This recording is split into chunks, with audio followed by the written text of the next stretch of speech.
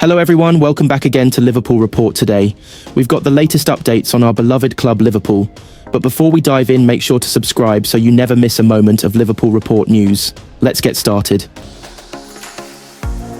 Liverpool were denied a penalty against West Ham United at Anfield on Sunday after VAR elected to back referee Andy Madley after not giving a penalty for handball against James Ward-Prowse.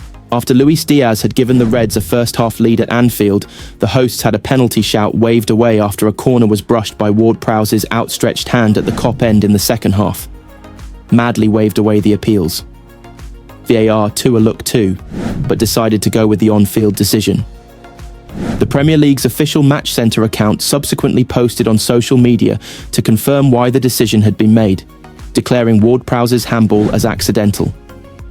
It said, the referee's call of no penalty for a potential handball was checked and confirmed by VAR, with Ward-Prowse's action deemed to be accidental and not a handball offence.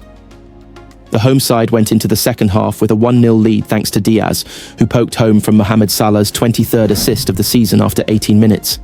An Andy Robertson own goal late on looked to have given West Ham a share of the spoils, only for Virgil-van-Dijk to net in the 89th minute and put the hosts back in front. Nobody was leaving Anfield early, and everybody is joining in the celebrations, declared Paul Robinson, the ex-Tottenham and Blackburn goalkeeper, on colour commentary on BBC Radio 5 Live. What a moment for Liverpool. What a key moment in their season. Van Dijk doesn't have to do a lot, but he gets himself free and heads it low into the bottom corner. The roof has come off Anfield. From there, they held on, taking themselves another step closer to the title. Liverpool boss Arneslot has hinted that he views Conor Bradley as the natural successor to Trent Alexander-Arnold after insisting the Reds will not be busy in the transfer market this summer. Bradley's bid to prove he can be the man to replace Real Madrid-bound right-back Alexander-Arnold has been damaged by 2 injuries this season, while fellow defender Joe Gomez has also suffered fitness issues. But Slot feels that both players have paid a price for being in and out of the team, and the Dutchman suggested that he doesn't expect to make widespread changes to the squad that is romping towards the Premier League title, given that Mohamed Salah has signed a new contract and skipper Virgil-van-Dijk is expected to follow suit. Slot said, "There are not so many reasons to make it a busy summer, because we are quite well placed in the league, and we have only lost in the Champions League against an incredible side who we were better than for 90 minutes at our stadium. Conor, I think, has only had 1 or 2 injuries this season and was fit for most of the season before. Joe has a bit more of a history of injuries, but it's also very difficult for a player like him to stay fit because he's been in and out of the team more than he might want. To keep those players fit is always more difficult than the ones who play almost every game. I don't look at Conor as a player who can only play 20 games a season because last season he was fit all the way through, and this season he's had 2 injuries. I think we can only judge Conor on his fitness if he is good enough, which I think he is, to become a regular starter for us. Bradley, 21, has become a Kop idol with his attacking endeavour and love of a blockbuster tackle, and has been an able deputy for Alexander-Arnold whenever called upon. He has just returned to action after a hamstring problem, but has been limited to just 9 starts this season. Gomez has been missing since February after undergoing surgery to repair a hamstring injury. Alan Shearer has admitted Mohamed Salah could break his Premier League goal record after agreeing a contract extension with Liverpool. The Newcastle legend currently sits top of the top-flight goals table after an incredible 260 goals during his career. Salah is currently on 184, meaning he still has 76 goals to go before catching Shearer, which will be a difficult task, but certainly achievable if he stays beyond his new 2-year deal. The Egyptian has 32 strikes this season, 27 of which have come in the Premier League, so should he follow that up with a similar tally? Next season, he will feel confident of claiming one of English football's most coveted individual landmarks. There were once suggestions that Harry Kane could overtake Shearer after reaching 213 goals before leaving Tottenham for Bayern Munich in 2023, and now the Match of the Day pundit has conceded there is a chance Salah could catch him.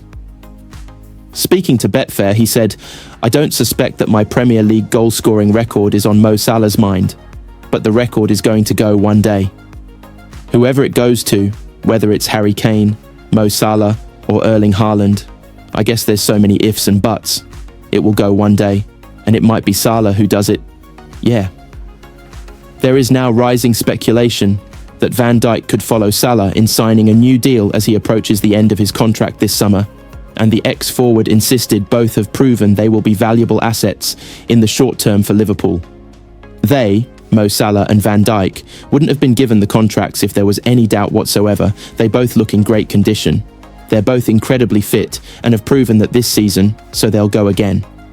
Salah will get his usual shed load of goals, and Van Dijk will be as solid as ever. While fans are still waiting for Van Dijk to put pen to paper on a new deal, they were left delighted after seeing Salah's announcement on Friday morning.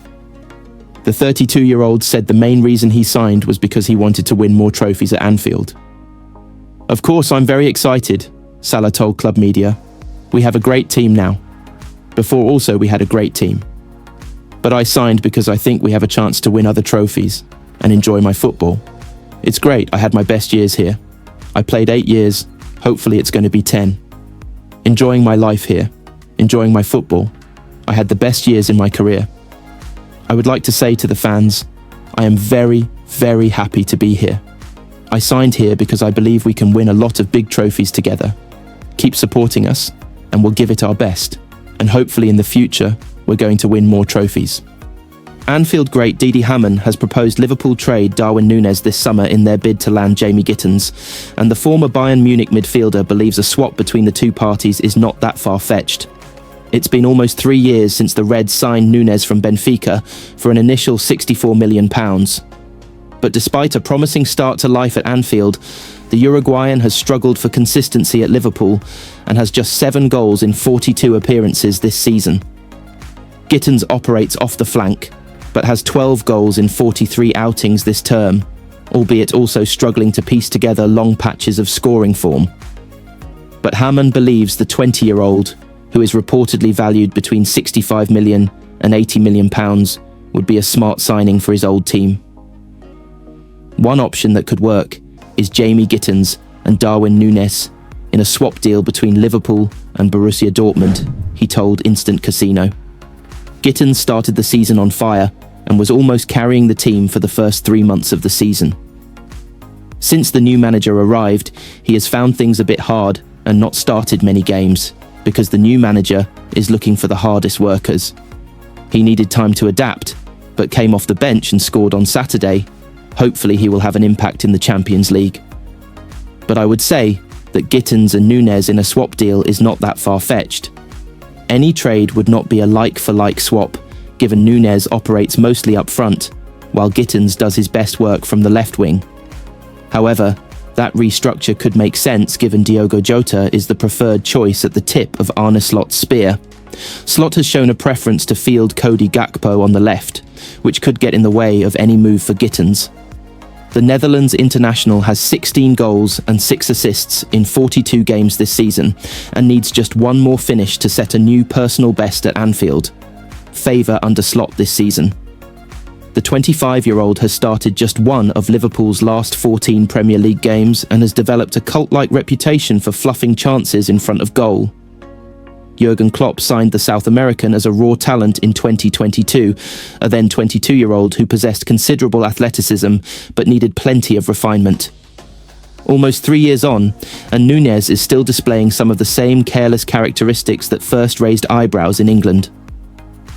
Compare that with Gittins, who appears to have added new strings to his bow in the midst of a breakthrough campaign in Gelsenkirchen. The youngster scored just 5 goals in 58 senior appearances for Dortmund coming into this season, but seems to have arrived at the elite level after more than doubling that tally in a single term. Gittins also brings added value to any Liverpool transfer, given the Englishman would count towards the club's homegrown quota. The Reading native spent part of his formative years with the Royals before joining the academies of Chelsea and Manchester City, eventually leaving the latter for Germany in 2020. Both players are contracted with their respective clubs until 2028, though Núñez may not fit Dortmund's usual profile in a player. The same can't be said for Gittins, however, as the Black and Yellows continue their trend of developing English unknowns into highly desirable assets.